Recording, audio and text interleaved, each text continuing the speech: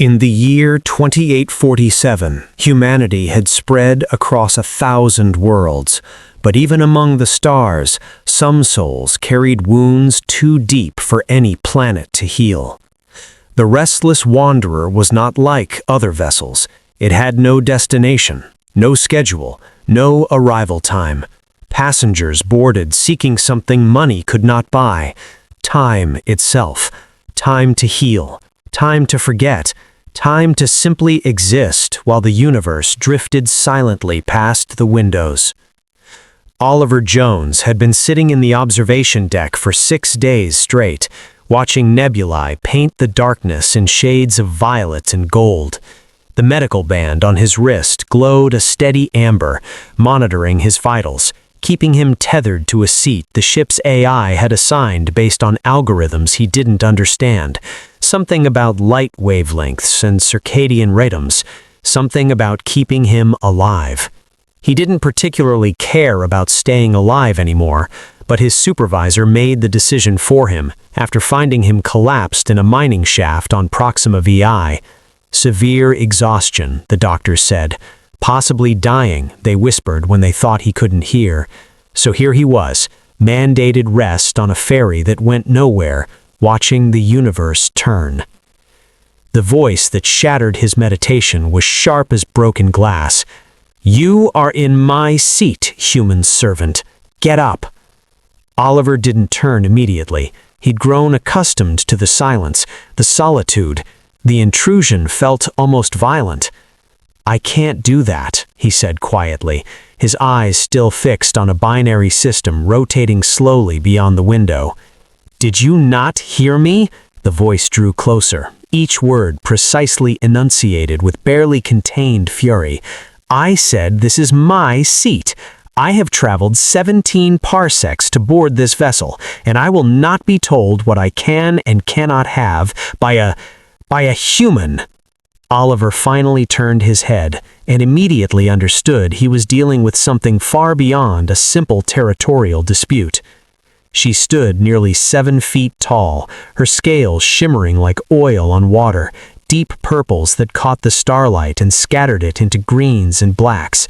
Her eyes were vertical slits of molten amber, and when she spoke, he caught glimpses of teeth that could tear through steel. Her robes were of iridescent fabric that seemed to move with a life of their own, and her claws, painted gold, rested on the back of his seat with deliberate menace. A Draconian. Oliver had never met one in person, though everyone in the galaxy knew of them, their beauty, their pride, their 3,000-year lifespans. "I am not moving because this is the first place I felt peace in 3 years, Oliver said, his voice carrying a weariness that went bone deep. "Not because I'm being stubborn. I've been sitting here for 6 days. If the seat were reserved, I imagine someone would have mentioned it by now." The Draconian's eyes narrowed dangerously. 6 days? She scoffed, a sound like steam escaping from stone. "You humans measure time like children counting candies. I have been traveling to reach this vessel for 6 months. My reservation was made a full cycle ago." Oliver gestured to the band on his wrist. "See this? Medical grade. I'm on mandated rest, severe exhaustion, possibly dying. The ship's AI assigned me this seat based on some algorithm I don't understand. If I move, alarms go off. Medical staff gets involved. It's complicated." Something flickered across her reptilian features, too quick to read. "You're dying? Aren't we all?" Oliver turned back to the stars, too tired for this confrontation. "Some of us take considerably longer than others," she said, and there was something in her voice now, not quite sympathy, not quite mockery, something in between. A long silence stretched between them, filled only by the ambient hum of the ship's systems. Through the window, twin suns continued their eternal dance, locked in gravitational embrace for billions of years. "What is your designation, human?" she asked finally, her tone marginally less hostile. "My name is Oliver Jones, not human servant, not designation, Oliver." She drew herself to her full, impressive height. "Very well, Oliver Jones. I am Uthani Kresh'thalar, third daughter of the Emerald Throne, guardian of the 17 names, keeper of—" "That's a lot of titles," Oliver interrupted, too exhausted for ceremony. The Draconian, Uthani, looked genuinely offended. "These are not mere titles, they are legacy, honor, bloodline. I'm a mining engineer from a settlement on Proxima VI. No titles, no legacy, just tired." Another silence fell, heavier this time. Uthani remained standing, studying him with those unsettling amber eyes. She could feel her gaze like a physical weight, assessing, calculating, trying to understand what kind of human would refuse a Draconian princess. "Why are you here, Oliver Jones?" she asked, her voice softer now, almost despite herself. Oliver closed his eyes. He hadn't spoken about it since boarding the Restless, hadn't wanted to, but something about this imperious, beautiful, impossible creature made him want to tell the truth. "My wife and daughter were on a transport that passed through the Veil Nebula," he said quietly. "There was a magnetic storm. They say it was instantaneous, no pain, but I couldn't stop replaying it over and over. Every breath felt wrong because I was still breathing, and they weren't. I stopped sleeping, stopped eating. My supervisor found me collapsed in a mining shaft on Proxima VI. Severe exhaustion, the doctor said. Possibly dying, they whispered when they thought he couldn't hear. So here I was, mandated rest on a ferry that went nowhere, watching the universe turn." "The Veil Nebula incident," she said. "I remember. 300 souls lost." 302. Oliver's voice cracked on the number. "I'm sorry, I don't know why I'm telling you this. You came here for peace, and I'm—" "My brother died in battle," Uthani cut him off, her voice hard as diamond. "An honorable death," they said, glorious. He was 1,200 years old, and he died because of pride, because he wouldn't retreat when every tactical analysis said retreat was the only option. Her claws scraped against the armrest. "I have carried his sword for 200 years, and I am so very, very tired of carrying it." Oliver turned to look at her properly for the first time. In the shifting light of passing stars, he saw past the scales and the predatory grace. He saw exhaustion. He saw grief. He saw someone who, despite living 30 times longer than any human, was just as broken as he was. "I suppose," he said carefully, "that pain doesn't care how long you live." Uthani's head turned sharply towards him, surprise flickering in her eyes. Then slowly, something that might have been the ghost of a smile touched her scaled lips. "No," she agreed, "it does not." Days passed on the Wanderer, and time moved differently there. Without destination, without purpose, the hours blended together like watercolors in rain. Oliver and Uthani didn't plan to meet again. They simply did. On the 7th day, Oliver arrived at the observation deck to find Uthani already sitting in the seat beside his. "You're in my seat again," he said, amused despite himself. "I am in the seat beside yours," she replied with imperial dignity. "There is a difference. The entire observation deck is empty, 40 seats, and you choose that one? It has the superior view of the Horsehead Nebula." Oliver glanced around at the identical viewports. "We can see the same nebula from any seat." A slight smile played at the corners of Uthani's mouth, barely visible, but definitely there. "Perhaps I have grown accustomed to the company of dying humans." Oliver laughed, actually laughed for the first time in 3 years. "That might be the nicest thing you've ever said to me." They fell into a rhythm after that. Each day, Oliver would arrive first, settling into his assigned seat with a cup of terrible station coffee. Each day, Uthani would arrive precisely 15 minutes later, pretending surprise at finding him there.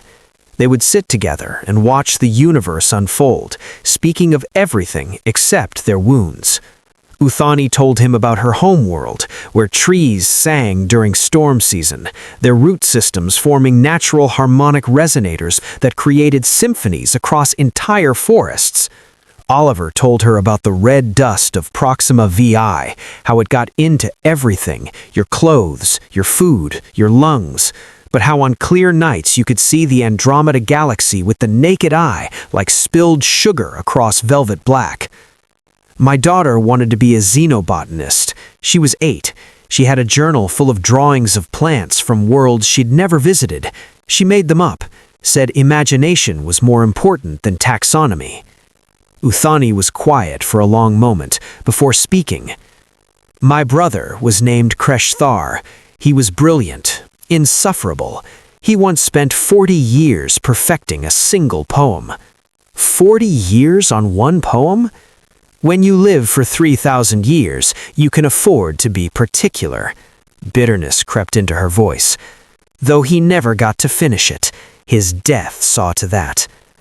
On day 23, Oliver's medical band flashed yellow, then green. He stared at it, uncomprehending. The readout was clear. Vitals normalized, psychological baseline stable, mandated rest period complete. He was cleared to leave whenever he wanted. That's good news, Uthani said, her voice carefully neutral. Yeah, good news. Neither of them moved. The silence stretched between them, heavy with unspoken things.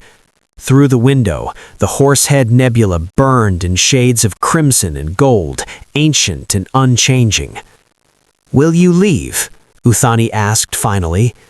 Oliver looked at her, really looked at her, at the way starlight caught in her scales, at the sharp intelligence in her amber eyes, at the way she held herself, proud and perfect and utterly alone.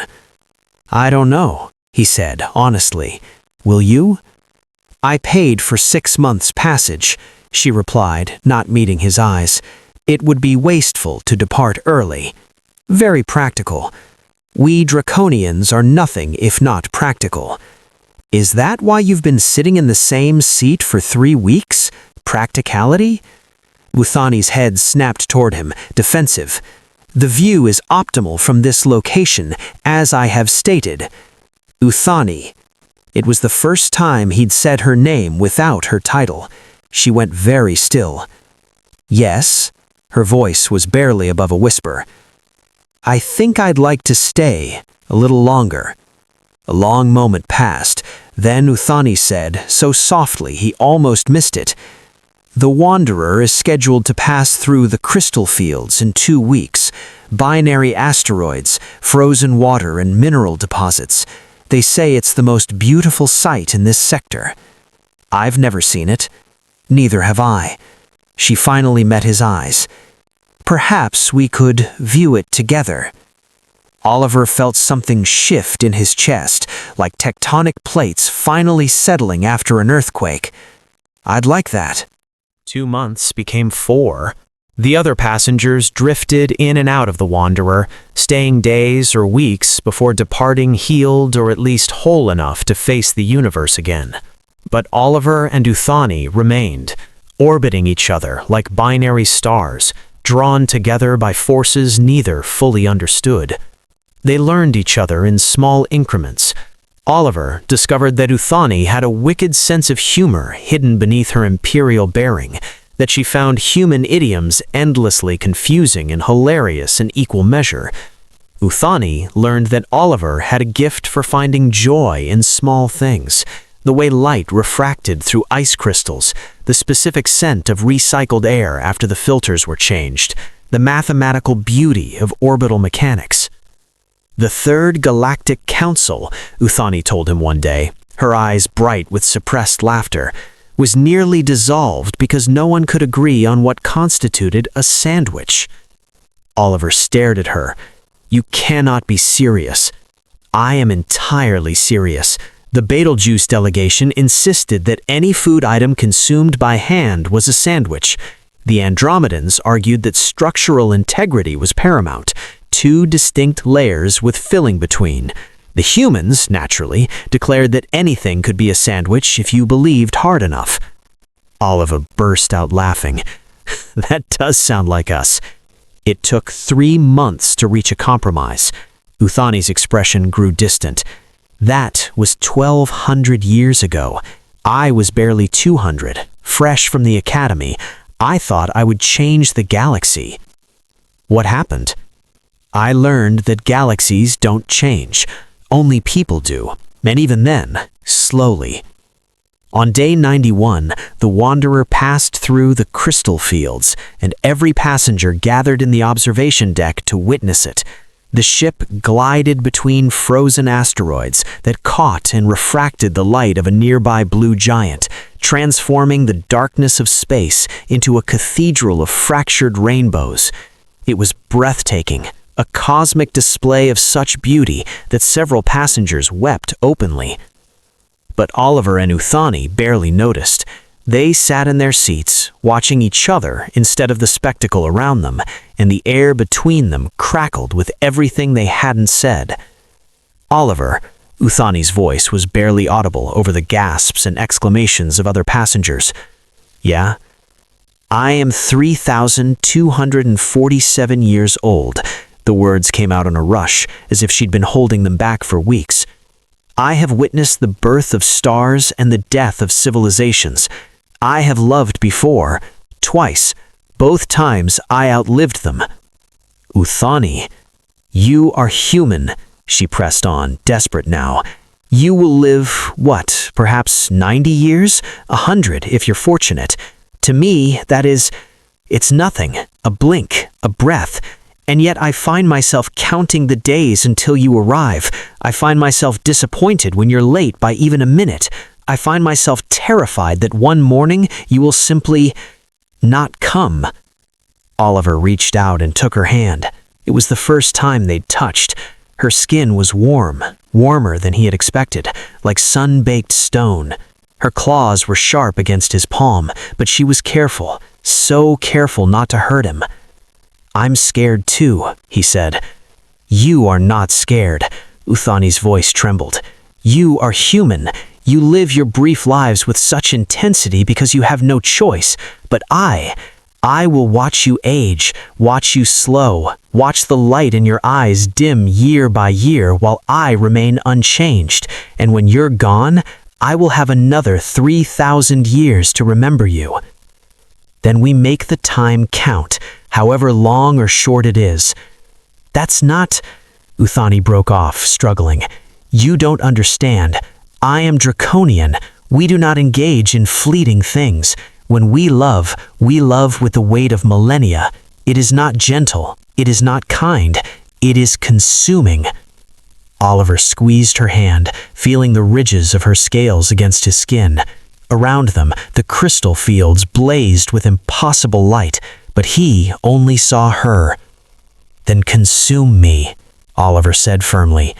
And Uthani, third daughter of the Emerald Throne, guardian of the 17 names, keeper of ancient honor, she cried, silver tears that shimmered as they fell, catching the prismatic light and scattering it into 1,000 tiny rainbows. I don't want to lose you, she whispered broken. Not after I've only just found you. You won't lose me, Oliver said, pulling her close, and she came, careful of her strength, mindful of how fragile he was. Not really. Love doesn't work that way. How would you know? You've only lived 40 years. Oliver smiled against her scaled shoulder. My wife told me once, before she died. She said love isn't measured in years, it's measured in moments. And I've had more moments with you in these 3 months than I had in entire years with some people. They held each other while the universe turned around them, while the crystal fields painted them in colors that had no names, while other passengers whispered and stared and quietly wept at the beauty of two impossible things finding each other in the infinite dark. They left the Wanderer together on day 132, and they purchased a small habitat on a station orbiting a red dwarf. Oliver took a consulting position with a mining operation. Uthani opened a gallery for interspecies art, curating pieces from across the galaxy. They built a life together, ordinary and extraordinary in equal measure. In their second year together, Oliver turned 42. He found gray in his hair one morning and spent a long time staring at it in the mirror. "The beginning of the end," he muttered. Uthani appeared behind him, her reflection a stark contrast to his, unchanging, ageless, perfect. "Don't say that. It's just hair, love. It's not just hair." Her voice was tight. "It's time, your time, running out like sand through my fingers." Oliver turned and took her hands, so much larger than his, so much stronger. "Hey, look at me. I'm not going anywhere. Not yet. I'm healthy, happy, annoyingly in love with a 3,000-year-old princess who still can't figure out how the coffee maker works." A slight smile tugged at Uthani's mouth. "That device is needlessly complex. It has one button, a poorly labeled button." They laughed, and the moment passed. But that night, Oliver awoke to find Uthani's side of the bed empty. He found her on their balcony, staring at the stars with an expression of such profound sorrow that it stole his breath. "Can't sleep?" he asked quietly. She didn't turn. "I've been calculating. If you live to be 90, and humans rarely do, we'll have 45 years together. 45 years." Her voice cracked. "Do you know what that is to me? It's nothing. It's an eye blink. I've taken longer journeys. I've owned art pieces older than your entire life." Oliver moved beside her, looking up at the same stars. "But you've never loved someone the way you love me." Uthani turned to him then, fierce and desperate. "No, never. And that's what makes it so unbearable. The others I loved, the Draconians, I had centuries with them, centuries to memorize every scale, every gesture, every word. With you, I have decades." The last word came out barely above a whisper. "Only decades. Then let's not waste them counting time." 10 years passed. Then 20. Oliver turned 62, his hair silver now, his movements a bit slower, his joints complaining in the mornings. Uthani looked exactly as she had the day they met on the Wanderer, not a scale out of place, not a wrinkle, not a single sign that time had touched her at all. "We need to move to a ground floor unit," Oliver said, breathing hard after climbing the stairs to their habitat. Uthani's eyes filled with worry. "Are you all right?" "I'm fine, just old, getting older anyway." "You're not old." Her voice was sharp, almost angry. "You're 62. Oliver smiled gently. "Love, that's old for a human." "I don't want to talk about this." She turned away. "Uthani, I said I don't want to talk about it." The argument that followed was their worst. Uthani threw a vase. It shattered against the wall, centuries-old ceramic reduced to glittering fragments. Oliver stormed out, returned an hour later with flowers and apologies. They didn't speak for 2 days, the silence between them heavy with all the things they were both too afraid to say. On the 3rd day, Oliver found Uthani in their bedroom, surrounded by holographic images, thousands of them, images of him from every angle, every age, every moment of their life together. She was running facial recognition algorithms, building 3D models, cataloging every expression, every... "Uthani, stop." Oliver knelt beside her, taking her face in his hands. "I can't stop." The words burst out of her like a dam breaking. "Don't you understand? When you're gone, these images will be all I have. For 3,000 years, Oliver. 3,000 years. I need to remember everything."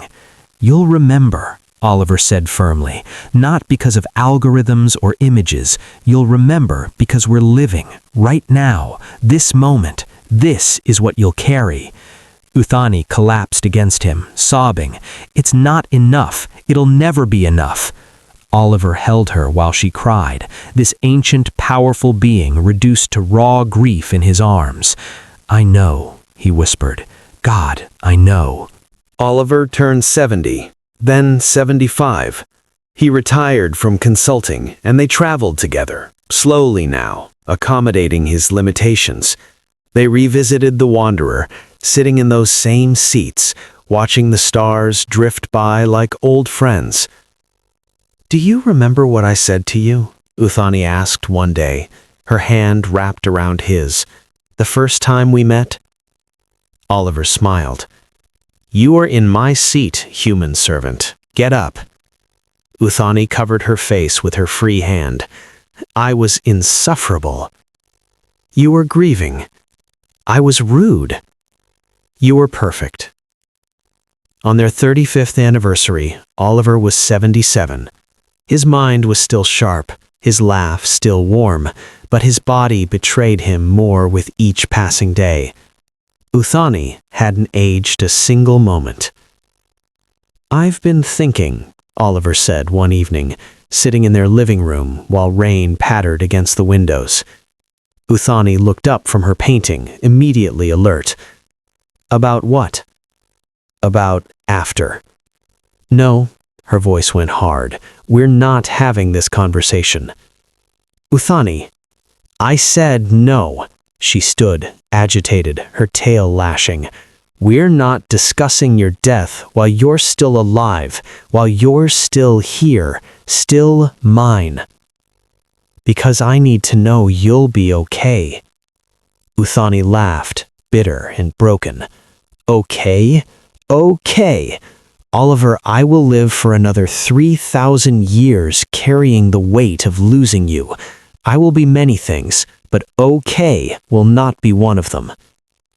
Oliver rose slowly, everything was slow now, and faced her. "Then let me say this, please. I need you to hear it." Uthani stopped, every line of her body tense. "When I'm gone, and I will be gone sooner than either of us wants, I need you to promise me something." Oliver's voice was steady, certain. "Don't close yourself off. Don't spend the next 3 millennia in mourning. Live, love again if you can, not because you've forgotten me, but because you remember me. Remember that we proved love doesn't require forever to be real." "I can't." Uthani shook her head violently. "I can't love someone else, not after you." "You don't have to, but promise me you won't stop living. Promise me you'll still watch the stars, still paint, still argue with coffee makers." Despite everything, a broken laugh escaped her. "That coffee maker is a menace. Promise me." Silence stretched between them, heavy as gravity. Then finally, "I promise." 2 years later, on an ordinary Tuesday morning, Oliver Jones died peacefully in his sleep. Uthani was holding his hand. He was 79 years old. They had been together for 37 years. 3 months after his death, Uthani returned to the Wanderer. She sat in the same seat, their seat, and waited for him to arrive, even though she knew he never would. She stared at the empty chair beside her and felt the weight of 3,000 years pressing down on her scales. A young human woman approached hesitantly. "Excuse me, is this seat taken?" Uthani looked up, her amber eyes hollow. "Yes. No. It's free." The woman sat down, nervous. "Thank you. I'm Maya. First time on the Wanderer." "Uthani, and it shows." Maya gave a nervous laugh. "That obvious?" "You still think this place will heal you?" Uthani turned back to the stars. "Give it time. You'll learn that some wounds aren't meant to heal, only to be carried." "You've lost someone," Maya said softly. "How can you tell?" "Because you're staring at an empty seat like it's the only thing in the universe that matters." Uthani was quiet for a long time. Then the words came unbidden. "His name was Oliver. Oliver Jones. He was everything. For 37 years he was everything. And now he's gone. And I have 3,000 years left to remember him. 3,000 years to watch that memory fade, grow distant, become story instead of feeling." "How long has it been?" 3 months, 97 days. It feels like both an eternity and no time at all." Maya smiled sadly. "I lost my husband 2 years ago. Some days it still feels like yesterday." "You've had 2 years," bitterness crept into Uthani's voice. "I have 3,000 ahead of me. How do you survive it?" "Some days I don't know," Maya admitted, "but I try to remember what he'd want me to live, not just exist, but live." Uthani closed her eyes, and she could hear Oliver's voice clear as starlight. "Promise me you'll still watch the stars." "I promised him I would try," she whispered. "Then try," Maya said gently. "That's all any of us can do." Days passed, weeks. Slowly, painfully, Uthani began to leave her seat. She walked the corridors, attended communal dinners, spoke with other passengers. She remembered how to exist in a world without Oliver. 6 months after his death, Uthani disembarked from the Wanderer.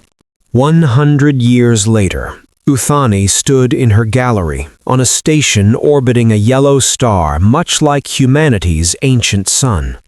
The walls held her paintings, landscapes of worlds she'd visited, portraits of people she'd known, abstract pieces that captured emotions too complex for words. In the center of the gallery stood a permanent installation, a perfect recreation of the observation deck of the Wanderer.